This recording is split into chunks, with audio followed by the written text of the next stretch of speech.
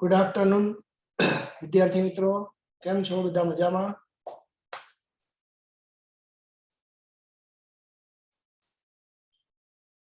Okay, સરસ. ચલો, તો આપણે લાસ્ટ લેક્ચર ની અંદર જોઈ ગયા હતા એ કાર્યો વિશે, બરાબર ને? શેર બજારના કાર્યો વિશે સમજૂતી આપો એવું આપણે છેલ્લા લેક્ચર ની અંદર જોયેલું. શેર બજારના કાર્યો વિશે સમજાવો. કાર્યો પછી હવે જે પ્રશ્ન આગળ આવે છે એ છે ડીમેટ ખાતાનો ખ્યાલ છે. શું છે? ડીમેટ ખાતાનો ખ્યાલ. ડીમેટ મતલબ ડીમટીરિયલાઇઝેશન. ડીમેટ નું પૂરું નામ શું થાય? ડીમટીરિયલાઇઝેશન, બરાબર ને? અને અંદર જોઈએ તો ડીમેટ નો મતલબ શું? ડીમેટ એટલે શું? તો એમાં જોઈએ તો ભૂતકાળમાં છે ને શેર કંપનીઓ શેર હોલ્ડર્સને, શેર હોલ્ડર એટલે કોણ? જેમણે કંપનીના શેર ખરીદ્યા હોય એ કંપનીના શું ગણાય? શેર હોલ્ડર્સ, બરાબર? તો ભૂતકાળમાં કંપની શેર હોલ્ડર્સને ભૌતિક સ્વરૂપે શેર આપતી. મુદ્દો ખાસ સમજજો. ભૂતકાળમાં મતલબ પહેલાના સમયની અંદર કંપની છે, કંપનીઓ કોને? તો કે શેર હોલ્ડર્સ, શેર હોલ્ડર્સને. શેર હોલ્ડર્સ નો મતલબ શું થાય? જે કંપનીના શેર ખરીદે છે એ એટલે કોણ? Share holders. Ready? Share holders ને કયા સ્વરૂપે શેર આપવામાં આવતા? તો કે ભૌતિક સ્વરૂપના. કેવા સ્વરૂપના? ભૌતિક સ્વરૂપ. ભૌતિક સ્વરૂપ એટલે શું? કે જેને જોઈ શકાતું હોય, સ્પર્શી શકાતું હોય, પારખી શકાતું હોય, એ ભૌતિક સ્વરૂપ ગણાય.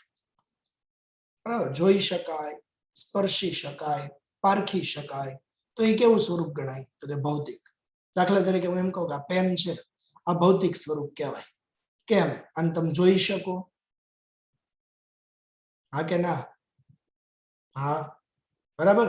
પછી આને પારખી શકાય અને આનાથી લખી શકાય, તો મતલબ આ ભૌતિક સ્વરૂપ થયું. એમ કંપની છે ને એ શેર હોલ્ડર્સ ને પહેલા ભૌતિક સ્વરૂપે શેર આપતી, બરાબર? આ ભૌતિક સ્વરૂપના શેર હતા, પણ આ શેર છે ને એ ભૌતિક સ્વરૂપ એટલે કાગળ સ્વરૂપે હતા. કાગળ સ્વરૂપના. એને જોઈ શકાય, એને સ્પર્શી શકાય, પારખી શકાય. અને જેને શું કહેવામાં આવતું? તો કે શેર સર્ટિફિકેટ કહેવાય. આને શું કહેવાય? Share certificate. બરાબર? તમને પ્રશ્ન તરીકે પૂછાય શેર સર્ટિફિકેટ કોને કહેવાય? શેર સર્ટિફિકેટ એટલે શું? તો કે ભૂતકાળમાં કંપનીઓ શેર હોલ્ડર્સને ભૌતિક સ્વરૂપે શેર આપતી. કયા સ્વરૂપમાં? ભૌતિક સ્વરૂપમાં. આ શેર કયા સ્વરૂપે હતા? તો કે કાગળ સ્વરૂપના હતા, બરાબર? અને જેને કહેવામાં આવે શેર સર્ટિફિકેટ. પણ આ શેર, આ પ્રકારના જે શેર હતા ને એની કેટલીક ખામીઓ હતી. ખામી અથવા એને બીજું કહેવાય મર્યાદાઓ. શું ખામીઓ હતી? શું મર્યાદાઓ હતી? તો અહીંયા એમાં કીધું છે, જુઓ કે આ પ્રકારના શેરની લેવેચ જ્યારે કરવાની થાય ત્યારે આ બધી વિધિ છે ને લાંબી અને કંટાળો આવે એવી વિધિ હતી. અહીં કીધું છે કે શેરની ફેરબદલી કરવી હોય ને, શેરની ફેરબદલી એટલે લેવેચ કરવું હોય, ખરીદ વેચાણ કરવું હોય, તો શું કરવું પડે? તો કે એનું પહેલા ફોર્મ ભરવું પડે.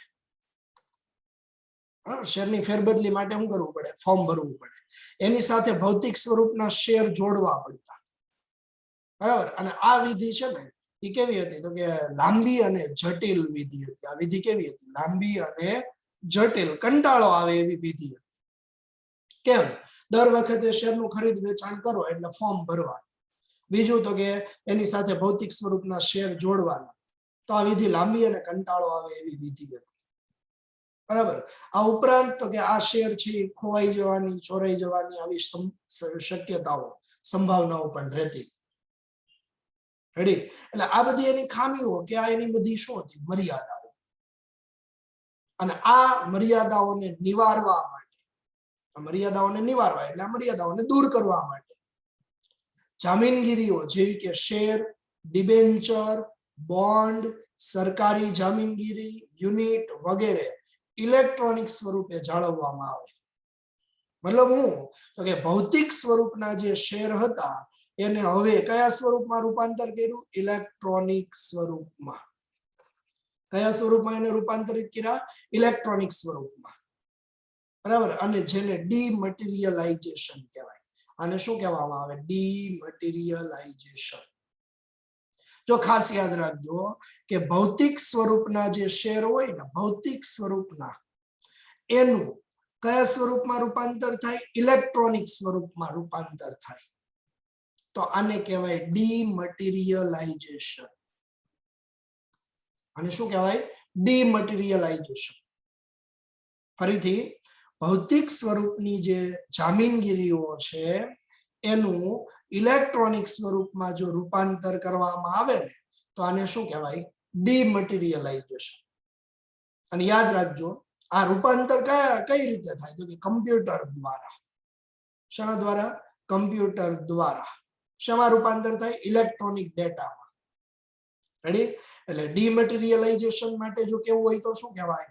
તો કે ભૌતિક સ્વરૂપની જામીનગીરીઓનું કમ્પ્યુટર દ્વારા ઇલેક્ટ્રોનિક ડેટામાં રૂપાંતર, એટલે એને શું કહેવામાં આવ્યું? ડીમટીરિયલાઇઝેશન. સમજ પડે છે? Hello, okay. તો ડીમટીરિયલાઇઝેશન એટલે ભૌતિક સ્વરૂપની જે જામીનગીરીઓ છે એનું કમ્પ્યુટર દ્વારા શેમાં રૂપાંતર કર્યું? ઇલેક્ટ્રોનિક સ્વરૂપમાં, એટલે એને શું કીધું? ડીમટીરિયલાઇઝેશન. રેડી? અહીંયા તમને બીજી એક વ્યાખ્યા પૂછી શકાય. કઈ? તો કે રીમટીરિયલાઇઝેશન એટલે શું? રીમટીરિયલાઇઝેશન એટલે શું? જો યાદ રાખજો, આગળ જે જોયું એ ડીમટીરિયલાઇઝેશન અને હવે છે એ રીમટીરિયલાઇઝેશન છે. બરાબર? રીમટીરિયલાઇઝેશન કોને કહેવાય?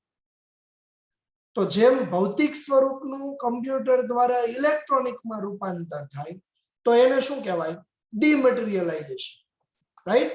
એવી જ રીતે ઇલેક્ટ્રોનિક સ્વરૂપનું ફરીથી પાછું ભૌતિક સ્વરૂપમાં રૂપાંતર થઈને તો એને કહેવામાં આવે રીમટીરિયલાઇઝેશન. સમજ પડે છે? ભૌતિક સ્વરૂપનું ઇલેક્ટ્રોનિકમાં રૂપાંતર થાય તો એ ડીમટીરિયલાઇઝેશન. બરાબર? તો એને ડીમટીરિયલાઇઝેશન કહેવાય. અને જો ઇલેક્ટ્રોનિક સ્વરૂપનું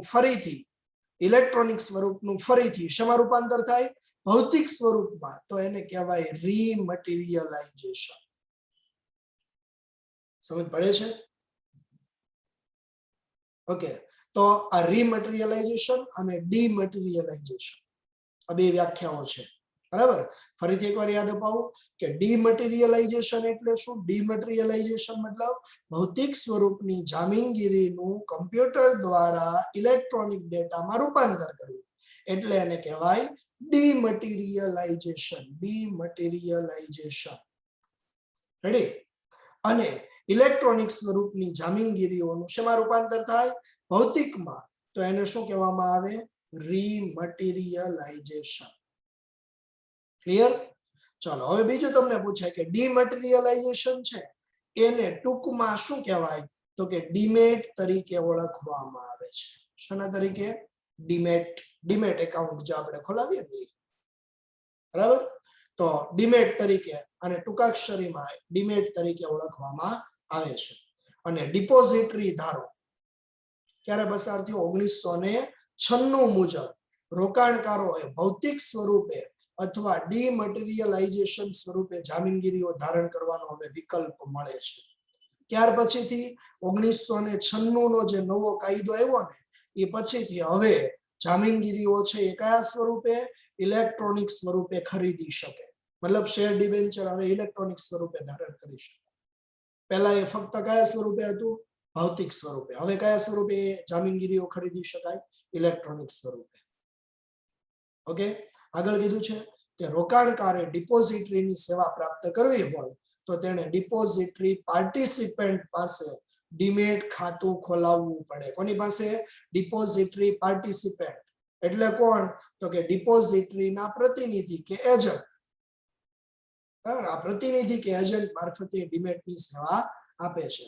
આમ રોકાણકારોએ ડીમેટ ખાતું ખોલાવવા માટે વિનંતી કરતું ફોર્મ ભરી અને ડિપોઝિટરી પાર્ટિસિપન્ટને આપવું પડે છે. ક્લિયર? ભારતની અંદર છે ને હાલમાં 2 ડિપોઝિટરી સંસ્થાઓ છે, એક NSDL છે અને બીજી CDSL છે. બરાબર, આ ખાસ યાદ રાખજો. કીધું ને તમને ડિપોઝિટરી પાર્ટિસિપેટ પાસે ડીમેટ ખાતું ખોલાવવું પડે. બરાબર, તો ડિપોઝિટરી એટલે કોણ? તો કે એક NSDL છે, બરાબર, એક NSDL છે અને બીજું છે CDSL છે, નેશનલ સિક્યોરિટી ડિપોઝિટરી લિમિટેડ અને central depository services India limited. ભારતમાં હાલમાં 2 ડિપોઝિટરી સંસ્થાઓ છે. આમ જોવા જઈએ ને તો મુખ્ય જે છે એ સેબી છે. આખું જો ક્લિયર તમારે સમજવું હોય, બરાબર, તો એ છે મેઇન કોણ છે? પહેલા તો કે સેબી. કોણ? SEBI, security and exchange board of India. જો આ સેબી ની સ્થાપના ક્યારે થઈ હતી?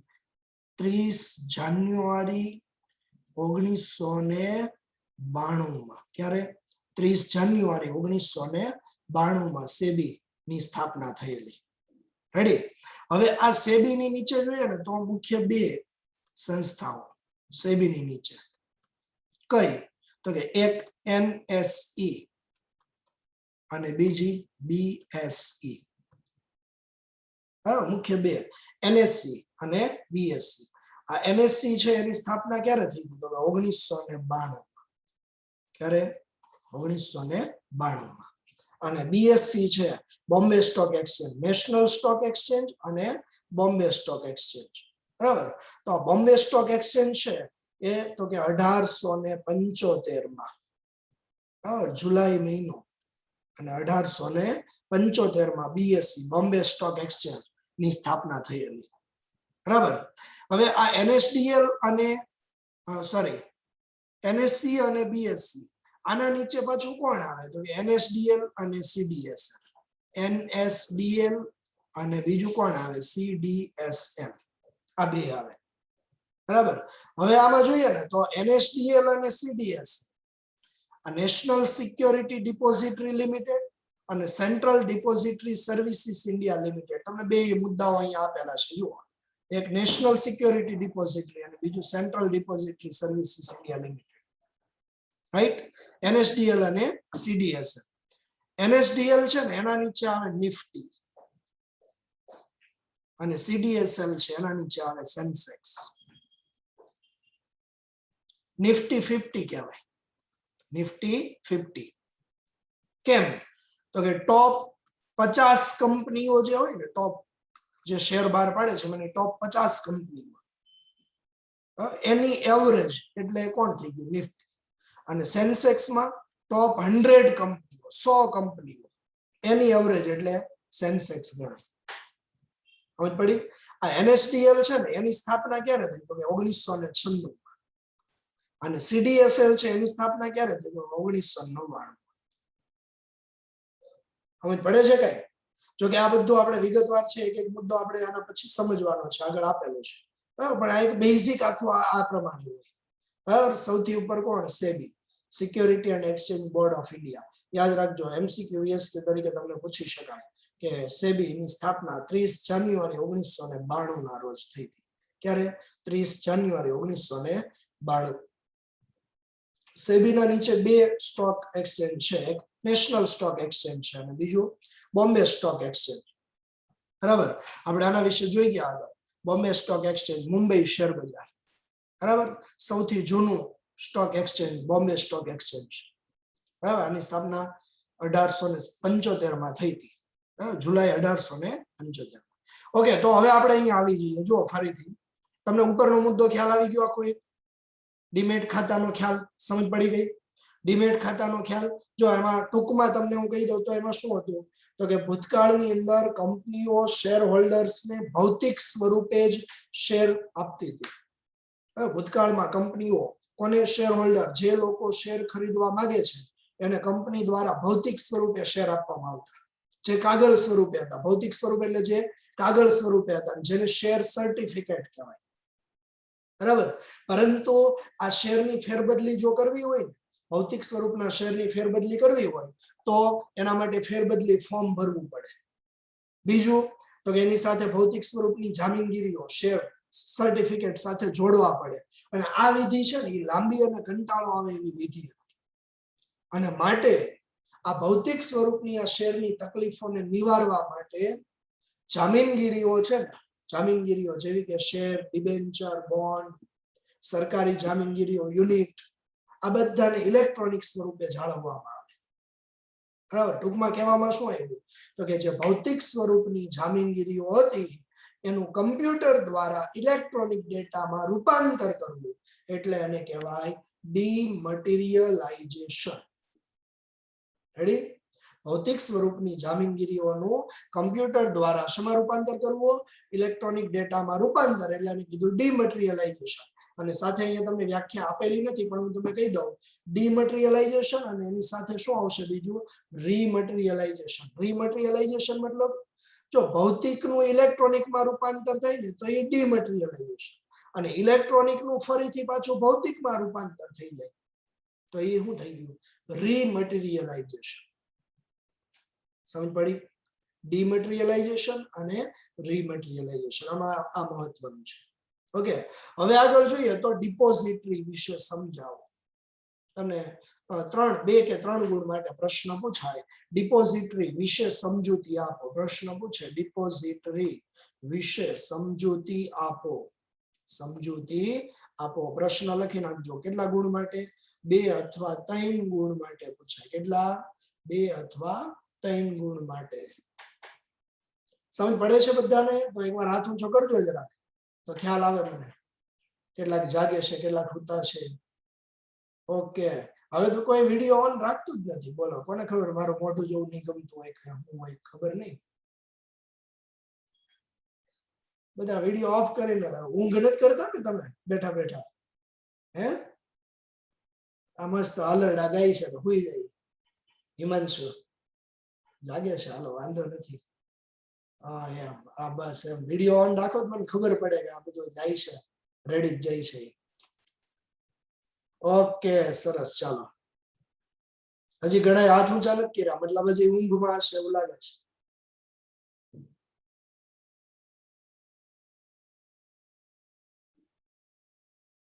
ઓકે, હાલો હવે રેડી. ઓકે, તો જોઈએ ડિપોઝિટરી વિશે સમજૂતી આપો. કોના વિશે? ડિપોઝિટરી વિશે સમજૂતી આપો. પ્રશ્ન લખી નાખજો. 2 અથવા 3 માર્ક્સ માટે પૂછાય તો અહીંયા સુધી લખવાનું થાય. અહીંયા સુધી દેખાય છે ને? મેં અહીંયા લીટો કર્યો. ઓકે, તો આટલું લખવાનું થાય. રેડી? ડિપોઝિટરી વિશે સમજાવો. જો ભારતમાં કંપની ધારા મુજબ નોંધાયેલી કંપની ડિપોઝિટરી તરીકે કામ કરે છે. ડિપોઝિટરી કાયદો ક્યારે ઘડવામાં આવ્યો? ક્યારે અમલમાં આવ્યો? તો કે ઓગસ્ટ 1996 થી. તમને પ્રશ્ન તરીકે પૂછાય કે ડિપોઝિટરી કાયદો ક્યારથી અમલમાં આવ્યો? તો ઓગસ્ટ. ક્યારથી? ઓગસ્ટ 1996 થી આ કાયદો અમલમાં આવ્યો. અને ડિપોઝિટરી તેની કામગીરી શરૂ થાય એ પહેલા કોની પાસેથી? સેબી પાસેથી નોંધણીનું પ્રમાણપત્ર લેવું પડે છે.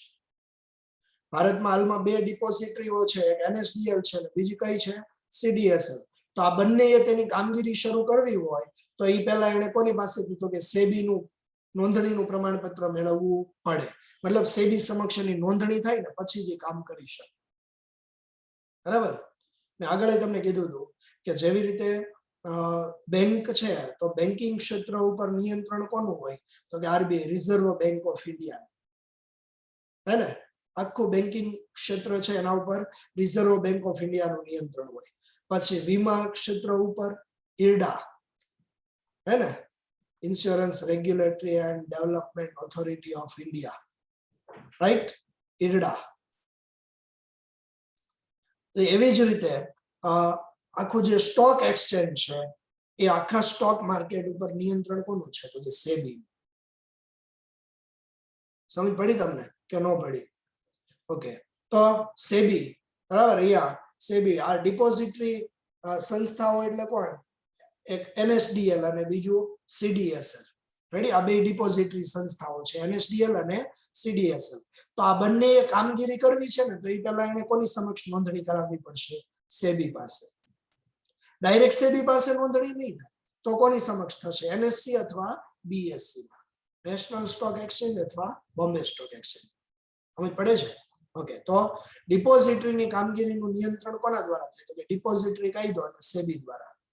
અને સમગ્ર ડિપોઝિટરીની પ્રક્રિયામાં ડીમેટ ખાતું અને ડીમટીરિયલાઇઝેશન આ 2 કેન્દ્ર સ્થાને હોય. આખી જે ડિપોઝિટરીની પ્રક્રિયા છે એમાં ડીમેટ ખાતું ખોલાવવું પડે. શેર ખરીદવા વેચવા માટે સૌથી પહેલા શું કરવું પડે? ડીમેટ ખાતું ખોલાવવું પડે. અને બીજું ડિમટીરિયલાઇઝેશન એટલે હમણાં જોયું આપણે કે જે ભૌતિક સ્વરૂપની જામીનગીરીઓ હતી એનું શેમાં રૂપાંતર થયું? ઇલેક્ટ્રોનિક સ્વરૂપમાં. તો એને શું કહેવાય? ડિમટીરિયલાઇઝેશન. રાઈટ? ઓકે, આગળ. ડિપોઝિટરીનું પ્રાથમિક કાર્ય શું છે? તો કે ભૌતિક સ્વરૂપની જામીનગીરીઓનું ઇલેક્ટ્રોનિક સ્વરૂપમાં શું કરવું? રૂપાંતર. અને ઇલેક્ટ્રોનિક સ્વરૂપે જાળવી રાખવા. આ ઉપરાંત જામીનગીરીઓના વ્યવહારો સંબંધિત સેવાઓ પૂરી પાડવી. સોદો થવો એટલે વ્યવહાર થવો.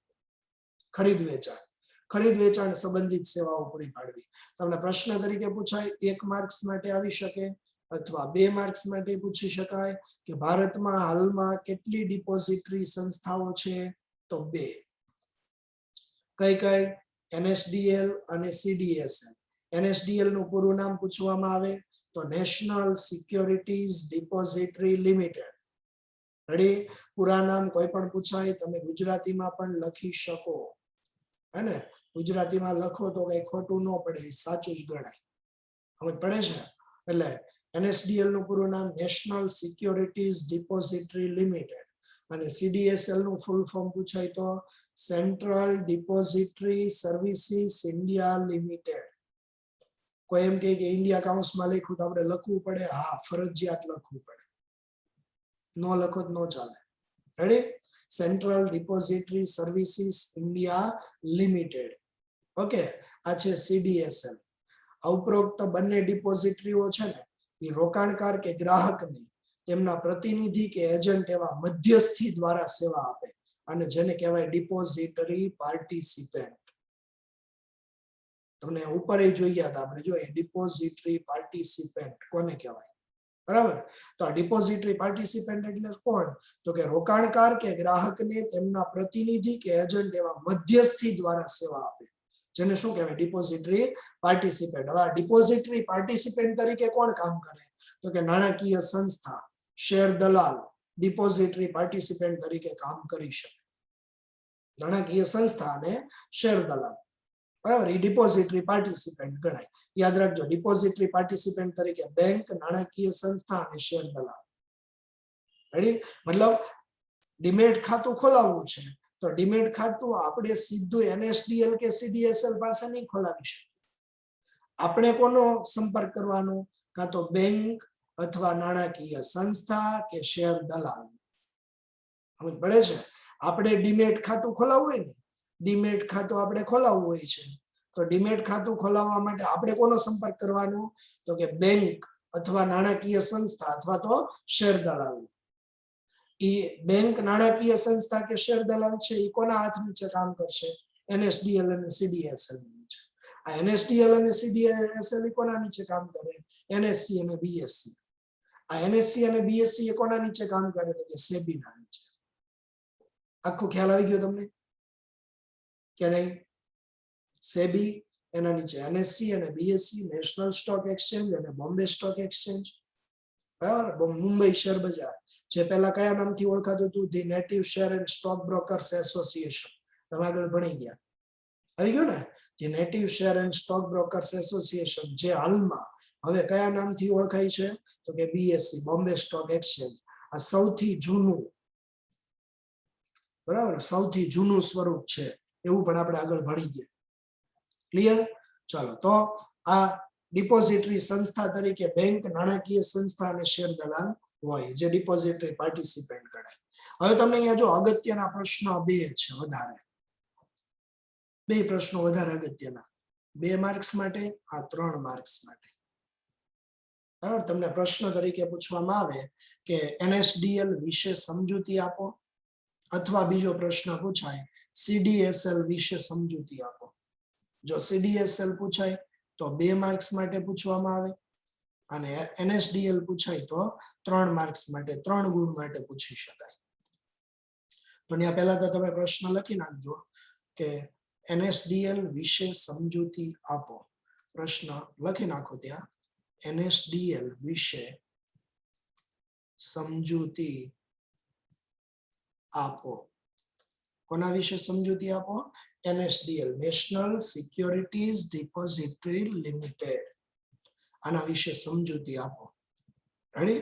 આ રીતે પહેલો પ્રશ્ન કેટલા માર્ક્સ માટે પૂછાય? તો 3 માર્ક્સ માટે. નોંધ કરી દેજો. કેટલા ગુણ માટે પૂછાય? 3 ગુણ માટે. કોના વિશે સમજાવ્યું કીધું? NSDL, ND નહીં.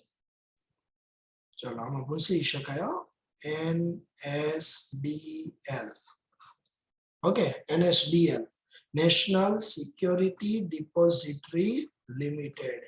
National securities, national securities depository limited. Securities depository limited. Okay, ચલો NSDL નું પૂરું નામ જો તમને પૂછાય તો national securities depository limited. Okay, ચલો આના અંદર જોઈએ તો સૌથી પહેલા તો તમારે આ લખી નાખવાનું. પૂરું નામ પૂછાય, બરાબર, 1 માર્ક્સ માટે પૂછી શકાય.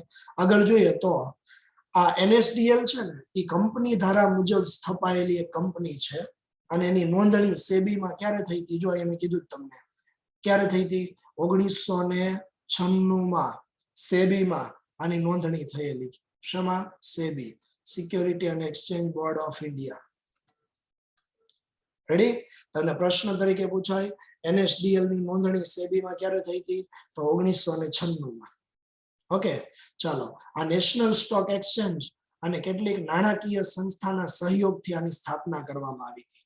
કોનાથી? નેશનલ સ્ટોક એક્સચેન્જ પ્લસ કેટલીક નાણાકીય સંસ્થા, નાણાકીય સંસ્થાના સહયોગથી.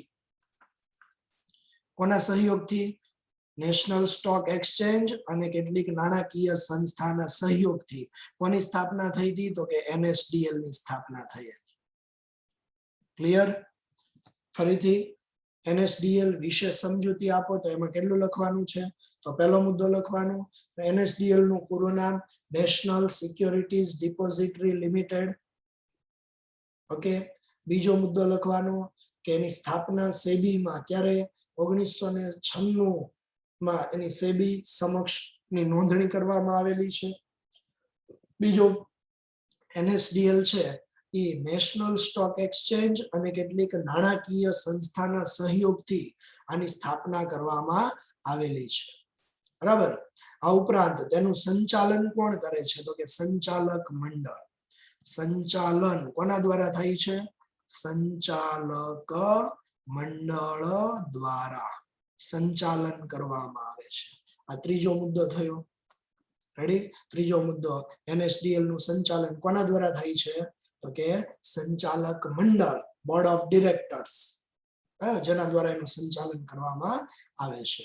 અને એના કાર્યો છે એ કયા? તો કે એના દ્વારા નિમવામાં આવેલ ડિપોઝિટરી પાર્ટિસિપેન્ટ પાસે કામ કરાવે. NSDL છે એ કોની પાસે કામ કરાવશે? ડિપોઝિટરી પાર્ટિસિપેન્ટ પાસે કામ કરાવે છે. ચલો, આ ડિપોઝિટરી પાર્ટિસિપેન્ટ એટલે કોણ? તો કે બેંક, નાણાકીય સંસ્થા.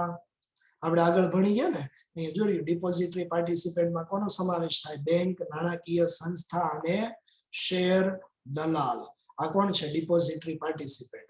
તો જો યાદ રાખજો, NSDL છે એનું કામ કોની પાસે કરાવશે? તો કે ડિપોઝિટરી પાર્ટિસિપેન્ટ પાસે. સમજ પડે છે? NSDL છે એનું કામ કોની પાસે કરાવે? ડિપોઝિટરી પાર્ટિસિપેન્ટ પાસે. એટલે કે કોણ? બેંક, નાણાકીય સંસ્થા અને શેર દલાલ પાસે કામ કરાવે છે. ત્યાર પછી બીજું આમાં આગળ એવું કીધું છે કે ફીની વસૂલાત પણ ડિપોઝિટરી પાર્ટિસિપેન્ટ પાસેથી કરે. ફીની વસૂલાત પણ કોની પાસે કરે છે? ડિપોઝિટરી પાર્ટિસિપેન્ટ પાસે. મતલબ શેર જે શેર ખરીદનાર એટલે કે શેર હોલ્ડર જે હોય ને એની પાસેથી NSDL સીધું નાણાં નહીં મેળવે. NSDL છે એ સીધું શેર હોલ્ડર પાસેથી નાણાં નથી મેળવતું. તો NSDL છે એ કોની પાસેથી નાણાં વસૂલે? તો કે ડિપોઝિટરી પાર્ટિસિપેન્ટ પાસેથી. એટલે કોણ? બેંક, નાણાકીય સંસ્થા, શેર દલાલ. રેડી? અને ડિપોઝિટરી પાર્ટિસિપેન્ટ છે એ કોની પાસેથી નાણાં વસૂલે? તો કે શેર હોલ્ડર્સ પાસેથી. મતલબ એવો કે શેર હોલ્ડર પાસેથી ડાયરેક્ટ NSDL નાણાં વસૂલ કરતું નથી. ફીની વસૂલાત છે ડિપોઝિટરી પાર્ટિસિપન્ટ મારફતે કરે, નહીં કે રોકાણકાર ગ્રાહક પાસેથી, બરાબર. અને ડિપોઝિટ એનએસડીએલ ને પ્રત્યક્ષ કોઈ રોકાણકારો છે ને એને કોઈ પ્રત્યક્ષ એનએસડીએલ ને કોઈ ખર્ચ ચૂકવવાનો નથી, ખર્ચ ચૂકવવાનો નથી. કોને ખર્ચ નથી ચૂકવવાનો? એનએસડીએલ ને. કોણે? તો કે રોકાણકારો. રોકાણકારો એટલે કોણ? તો કે શેર હોલ્ડરો. શેર હોલ્ડરો છે એને ડાયરેક્ટ એનએસડીએલ ને કોઈ ખર્ચ ચૂકવવાનો હોતો નથી. એને જે કંઈ પણ ખર્ચ ચૂકવવાનો છે એ કોને ચૂકવવાનો? ડિપોઝિટરી પાર્ટિસિપન્ટ, એટલે કે બેંક, નાણાકીય સંસ્થા કે શેર દલાલ. સમજ પડે છે? ફરીથી જોઈ લો.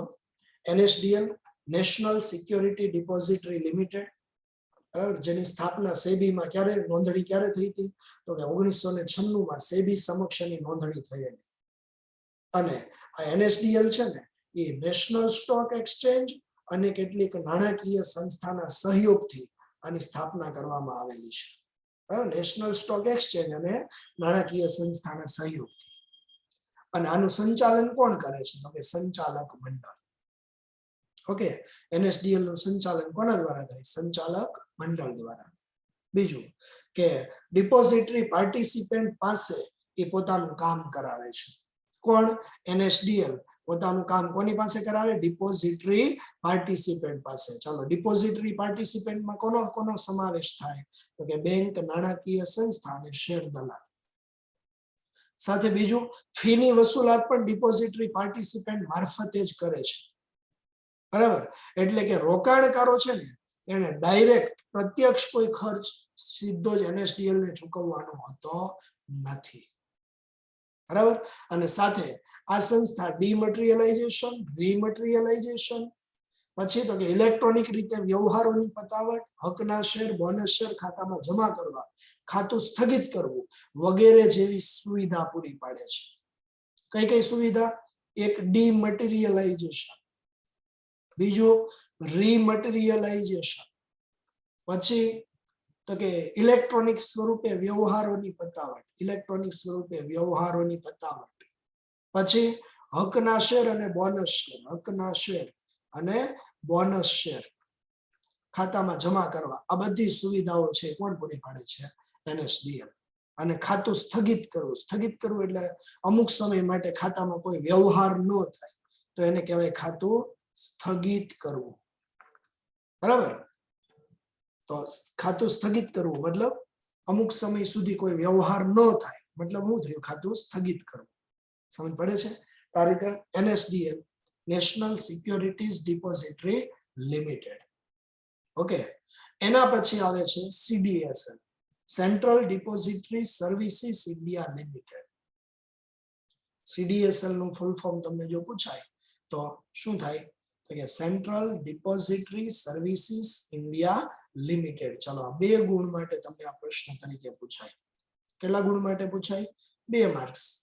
Central depository services India limited ની સ્થાપના મુંબઈ શેર બજાર, જો મુંબઈ શેર બજાર એટલે બીએસઈ, બોમ્બે સ્ટોક એક્સચેન્જ અને કેટલીક બેંકના સહયોગથી થયેલી. અહીંયા તમને એવું કીધું હતું જો કે એનએસડીએલ ની સ્થાપના છે ને નેશનલ સ્ટોક એક્સચેન્જ અને નાણાકીય સંસ્થાના સહયોગથી થઈ. એવી જ રીતે અહીંયા જે સીડીએસએલ છે એની સ્થાપના કોના દ્વારા થઈ હતી? તો કે બોમ્બે સ્ટોક એક્સચેન્જ મતલબ બીએસઈ એટલે કે મુંબઈ શેર બજાર અને કેટલીક બેંકના સહયોગથી આની સ્થાપના થઈ હતી. અને ક્યારે? તો કે 1999. ક્યારે સ્થાપના થઈ હતી? 1999. આની સ્થાપના ક્યારે થઈ હતી? તો કે 1996. જ્યારે સીડીએસએલ ની સ્થાપના ક્યારે કરવામાં આવી? 1999. રેડી? રોકાણકારોને સુવિધાયુક્ત સેવાઓ સલામત રીતે પૂરી પાડે છે. રોકાણકારોને શું કરે?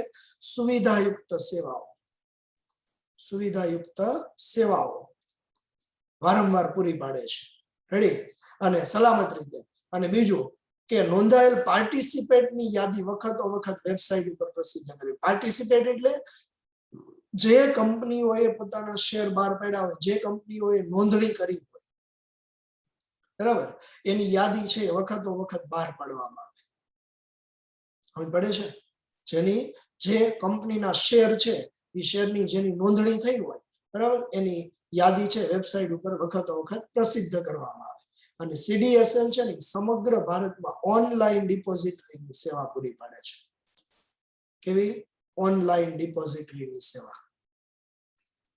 બરાબર, તમને પ્રશ્ન તરીકે પૂછવામાં આવે કે ઓનલાઈન ડિપોઝિટરીની સેવા પૂરી પાડે કોણ સમગ્ર ભારતમાં? CDSL, central depository services India limited. Okay, આ ફક્ત ઇલેક્ટ્રોનિક સ્વરૂપના જ વ્યવહારો થાય ટૂંકમાં. એટલે એ કીધું છે જુઓ, સમગ્ર દેશમાં CDSL અને NSDL ના ડિપોઝિટરી પાર્ટિસિપેટ તેમની સાથે ઇલેક્ટ્રોનિકલી રીતે જોડાયેલ હોવાથી રોકાણકારો ઘર આંગણે ડિપોઝિટરીની તમામ સેવા ઉપલબ્ધ થાય. મતલબ એવું કે ઘેર બેઠા શેરનું ખરીદ વેચાણ કરી શકાય છે. બરાબર, તો આ કોણ થયું? તો કે CDSL, central depository services India limited. એ તમને 2 માર્ક્સ માટે પૂછી શકાય. અને NSDL છે કેટલા ગુણ માટે પૂછી શકાય? 3 ગુણ માટે. રેડી, આ બંને પ્રશ્નો ખૂબ અગત્યના છે. ઓકે, આ 2 પ્રશ્નો CDSL અને NSDL એ 2 પ્રશ્નો ખૂબ મહત્વના. તો અહીંયા 2 મિનિટનો સમય આપો જરાક, એટલું વાંચી જવાનું છે, હે ને?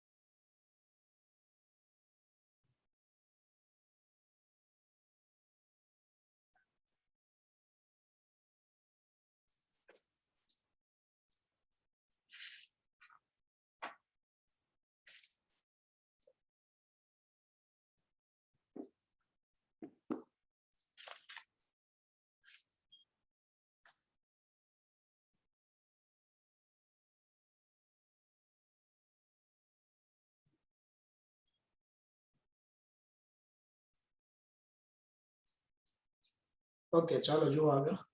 નેક્સ્ટ પ્રશ્ન જોઈએ તો એ છે ડિપોઝિટરી સેવાઓ. ડિપોઝિટરી સેવાઓ વિશે સમજાવો.